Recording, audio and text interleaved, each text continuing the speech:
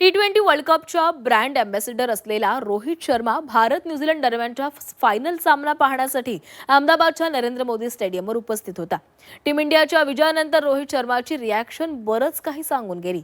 अभिषेक शर्मानं जेकब डफीची शेवटची विकेट घेऊन टीम इंडियाला पुन्हा एकदा चॅम्पियन बनवलं. या विजयानंतर स्टेडियममध्ये बसलेला रोहित शर्मा उभा राहिला आणि त्यानं टाळ्या वाजवायला सुरुवात केली. रोहितसोबत MS धोनी आणि ICC अध्यक्ष जय शाह देखील होते. अहमदाबादच्या याच मैदानामध्ये 3 वर्षांपूर्वी कर्णधार रोहित शर्मासह कोट्यवधी क्रिकेट चाहते ढसाढसा रडले होते. मात्र याच मैदानामध्ये टीम इंडियानं रोहित आणि भारतीय क्रिकेट रसिकांच्या दुःखाचा हिशोब चुकता केला.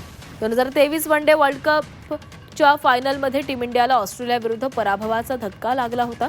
या पराभवानंतर रोहित शर्मा, विराट कोहलीसह टीम इंडियाचे सगळेच खेळाडू मैदानावरच ढसाढसा रडले होते. मात्र त्यानंतर भारतीय टीमनं मागे वळून पाहिलं नाही.